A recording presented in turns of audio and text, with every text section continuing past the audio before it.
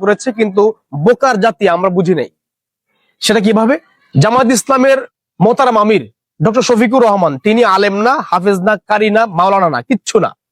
তার ভিতরে ধর্মীয় অর্থাৎ ইসলামিক মাইন্ডের কোনো শিক্ষা তার মধ্যে নেই।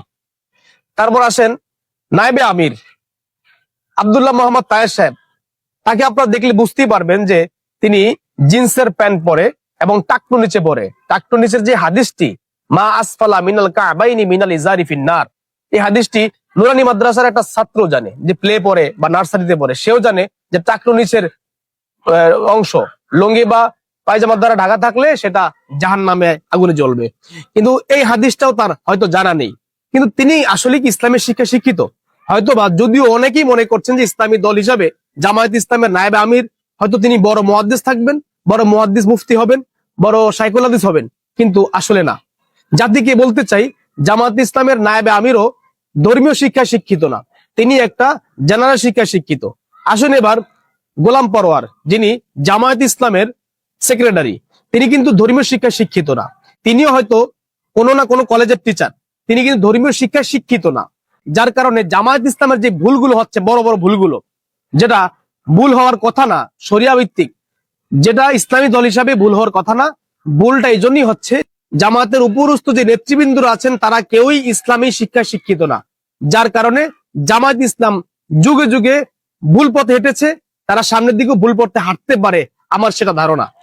প্রিয় দর্শক, জামায়াত ইসলাম ইসলামী দল অনেকেই বলেন, কিন্তু তারা একেবারে আপনাদেরকে বোঝাচ্ছে যে আমরা ইসলামী দল না, কিন্তু তারা মুখে বলে নেই, তাদের কার্যে বোঝানোর চেষ্টা করেছে কয়েকবার।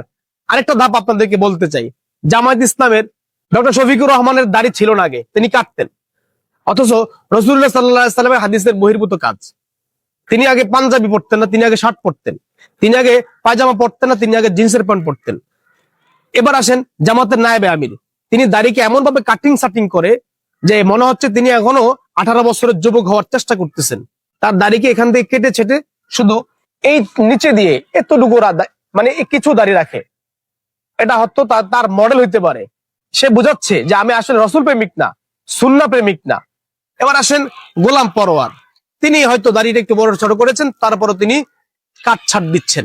এবার আসেন জামাত ইসলামের যারা মুখপাত্র বলেন, এভাবে যারা উপরস্থ দায়িত্বশীল রয়েছেন, প্রত্যেকেরই একই অবস্থা, প্যান্ট শার্ট এবং টাই পরা। তারপরে আসেন জামাতের বিভিন্ন প্রোগ্রামে নারীদেরকে সামনে দেওয়া হয়, জাস্ট বেহায়াপনা অবস্থায় নারীদেরকে সামনে দেওয়া হয়। তাদের যেই দলীয় নারীরা আছে তাদেরকে বেপর্দা রূপে সংবাদ সম্মেলনে উপস্থাপন করে। এখন এই যে তারা পর্যায়ক্রমে জাতিকে বোঝানোর চেষ্টা করছে যে আসলে আমরা ইসলামিক দল না, আমরা কোরআন হাদিসের মতে আমরা চলি না, আমরা কোরআন হাদিসের মতে আমরা আমাদের দল পরিচালনা করি না, এটা কিন্তু মুখে বলে নাই, এটা তাদের কার্যে অথবা তাদের কার্যক্রমে আমাদেরকে বোঝানোর চেষ্টা করেছে বারবার। এই ব্যাপারে তাদের একটি সুন্দর একটি বক্তব্য আছে, যেমন তারা দাঁড়িয়ে কেন রাখে না, তারা ইসলামকে ক্ষমতা নেওয়ার জন্য কৌশল অবলম্বন করছে। তারা পাঞ্জাবি কেন পরে না? সুন্নাহ। এই জন্য এইটা গায়ে দিলে নাকি ইসলাম কায়েম করা সম্ভব না, এই জন্য তারা কৌশল হিসাবে এটাকে তারা পরিত্যাগ করেছে। তারপরে আসুন টাকটু নিচে পায়জামা পরা, তারা এটা পরিত্যাগ করতে পারছে না,